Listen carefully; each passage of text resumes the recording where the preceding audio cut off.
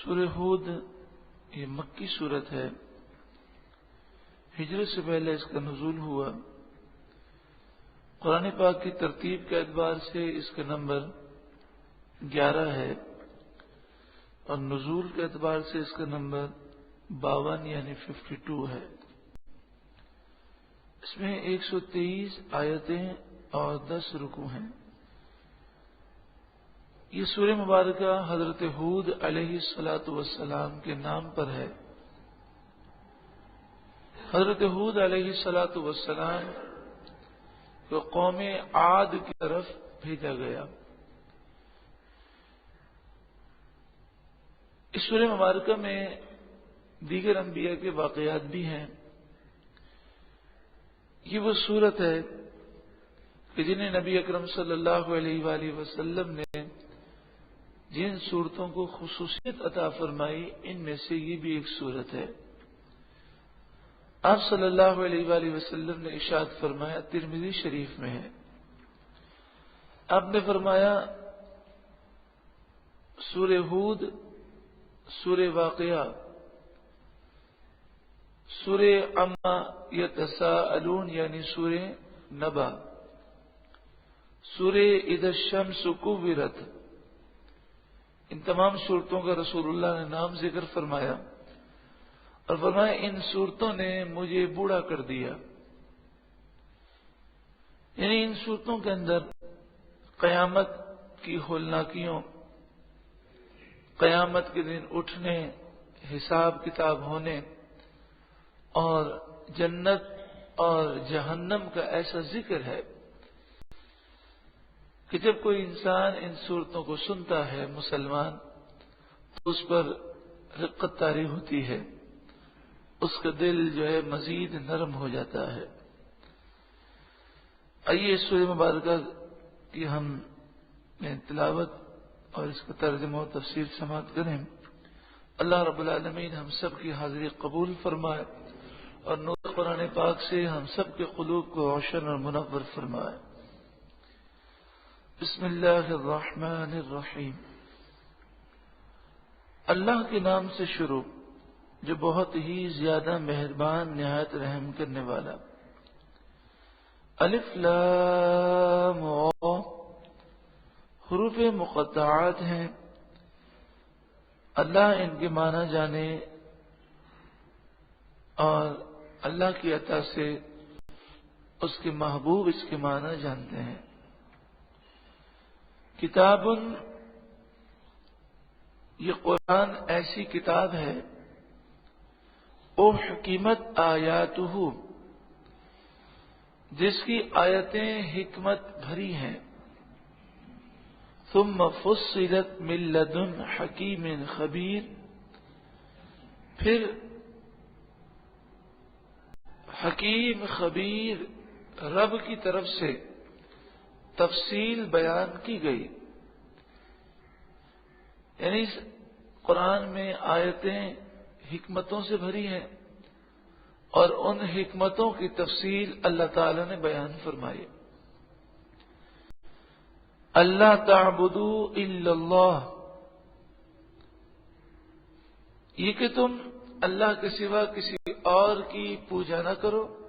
اننی بے شک میں لکم تمہارے لیے منہ اللہ کی طرف سے نذیر و بشیر ڈر سنانے والا ہوں اور خوشخبری سنانے والا ہوں. وَأَنِ اسْتَغْفِرُوا رَبَّكُمْ، اور یہ کہ تم اپنے رب سے معافی مانگو، استغفار کرو. ثم توبوا الیہ، پھر اس کی طرف رجوع لاؤ. استغفار کر کے صاف ستھرے ہو جاؤ اور پھر اس کا قرب حاصل کرو، اس کی فرمانبرداری کرو. اس کا نتیجہ کیا ہوگا؟ یمتعکم متاعا حسنا، وہ تمہیں ایک اچھی زندگی دے گا. الی اجل مسمن، ایک مقررہ وقت تک، یعنی دنیا کے اندر جتنی زندگی لکھی ہے اتنی زندگی میں تم سکون اور چین سے زندگی بسر کرو گے، تمہاری عمر دراز ہوگی یعنی بابرکت ہوگی، تمہیں وسیع آرام، سکون اور رزق کثیر دیا جائے گا۔ تفسیر خزائن العرفان نے فرمایا اس آیت کریمہ سے معلوم ہوا کہ جو اخلاص کے ساتھ اللہ کی رضا کے لیے توبہ اور استغفار کرتا ہے تو یہ توبہ اور استغفار کرنا ایسا وظیفہ ہے کہ اس سے عمر میں بھی برکت ہوتی ہے اور روزی میں بھی برکت ہوتی ہے۔ وَيُؤْتِ كُلَّ ذِي فَضْلٍ فَضْلَهُ، اور ہر فضل والے کو اپنا فضل عطا فرمائے گا، یعنی ہر اس شخص کو جو اللہ کو راضی کرے گا اللہ تعالیٰ اسے جنت عطا فرمائے گا۔ وَإِن تَوَلَّوْا، اور اگر تم منہ پھیرو، فَإِنِّي أَخَافُ عَلَيْكُمْ عَذَابَ يَوْمٍ كَبِيرٍ، تو میں تم پر ڈرتا ہوں بڑے دن کے عذاب سے۔ إِلَى اللَّهِ مَرْجِعُكُمْ، اللہ ہی کی طرف تمہارا پلٹنا ہے۔ وَهُوَ عَلَى كُلِّ شَيْءٍ قَدِيرٌ، اور وہ ہر چاہت پر قادر ہے۔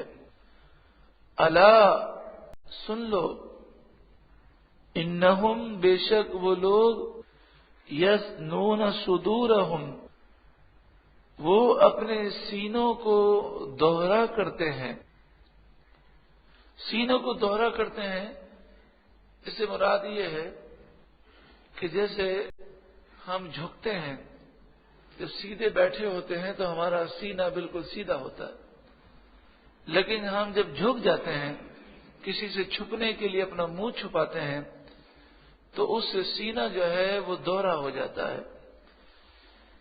تو یہاں مراد ہے یسنون صدورہم، وہ منہ چھپاتے ہیں۔ لیستخفوا منہ، تاکہ وہ چھپ جائیں اللہ سے۔ اللہ، سن لو، حین یستغشون، جب وہ چھپ جاتے ہیں، ڈھانپ لیتے ہیں، ثیابہم، اپنے کپڑوں کے ذریعے، یعنی اپنے آپ کو وہ کپڑوں کے ذریعے ڈھانپ لیتے ہیں۔ یعلم ما یسرون، وہ خوب جانتا ہے جو وہ چھپاتے ہیں، وما یعلنون، اور جو وہ ظاہر کرتے ہیں۔ انہ علیم بذات الصدور، بے شک وہ دلوں کے رازوں کو بھی خوب جاننے والا ہے۔ اس آیت کریمہ میں یسنون صدورہم، وہ لوگ اپنے سینے دوہرے کرتے ہیں، یعنی منہ چھپاتے ہیں۔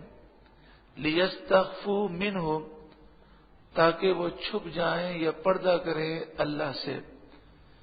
اس سے کیا مراد ہے؟ بعض مفسرین نے فرمایا کہ اخنس بن شریق منافق تھا، لیکن بڑا ہی جھوٹا تھا۔ حضور صلی اللہ علیہ وسلم کے سامنے جب آتا تو بڑی خوشامد کرتا، لیکن اپنے دل میں بغض اور عداوت کو چھپائے رکھتا، اپنے سینے میں وہ دشمنی کو چھپائے رکھتا، جیسے کپڑے کی تہ میں کوئی چیز چھپائی جاتی ہے۔ تو پھر مراد یہ ہے کہ یسنون صدورہم، وہ اپنے سینوں کو دوہرا کرتے ہیں، یعنی سینوں کے اندر جو وہ چیزیں چھپا رہے ہیں اللہ تعالیٰ اسے جانتا ہے۔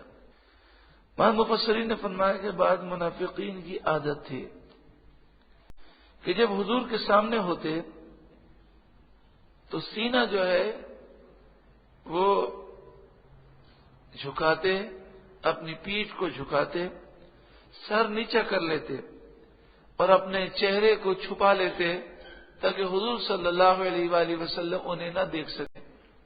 یعنی کسی جگہ پر وہ موجود ہوتے، حضور تشریف لاتے تو وہ اس طرح بیٹھ جاتے تاکہ حضور کی نظر ان پر نہ پڑے. تو ان کے متعلق فرمایا گیا. اور تیسرا قول یہ ہے، حضرت امام بخاری نے افراد میں ایک حدیث لکھی کہ مسلمان جب بول و براز کرتے، یعنی وہ طبعی حاجتوں سے فارغ ہوتے یا میاں بیوی کے تعلقات قائم انہیں کرنے ہوتے، تو جب وہ مسلمان ہو گئے تو ان پر یہ تصور قائم ہو گیا کہ اللہ دیکھ رہا ہے. تو اس تصور کی وجہ سے کبھی کبھی بعض مسلمانوں پہ اس تصور کا وہ غلبہ ہوتا کہ وہ پھر اپنے کپڑے اتارنے میں بڑی شرم محسوس کرتے. تو فرمایا کہ اللہ سے بندے کا کوئی حال چھپا ہی نہیں ہے. تم جب لباس میں ہو تب بھی اللہ سے نہیں چھپ سکتے، لہذا تمہیں چاہیے کہ تم شریعت کے حکم پر عمل کرو اور جس چیز کی شریعت نے اجازت دی ہے اس کے کرنے میں تمہیں کوئی حرج نہیں ہے. اب اس آیت کریمہ کو پھر سماعت کیجیے. الا انہم یثنون صدورہم لیستخفوا منہ، سن لو بے شک وہ اپنے سینے دوہرے کرتے ہیں، یعنی منہ چھپاتے ہیں تاکہ وہ اللہ سے پردہ کریں، وہ اللہ سے چھپ جائیں. الا حین یستغشون ثیابہم، سن لو جب وہ اپنے بدن کو کپڑوں میں ڈھانپ لیتے ہیں.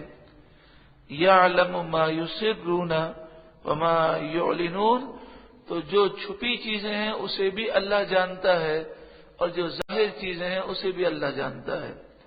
انہ علیم بذات الصدور، بے شک وہ دلوں کی باتوں کو خوب جاننے والا ہے.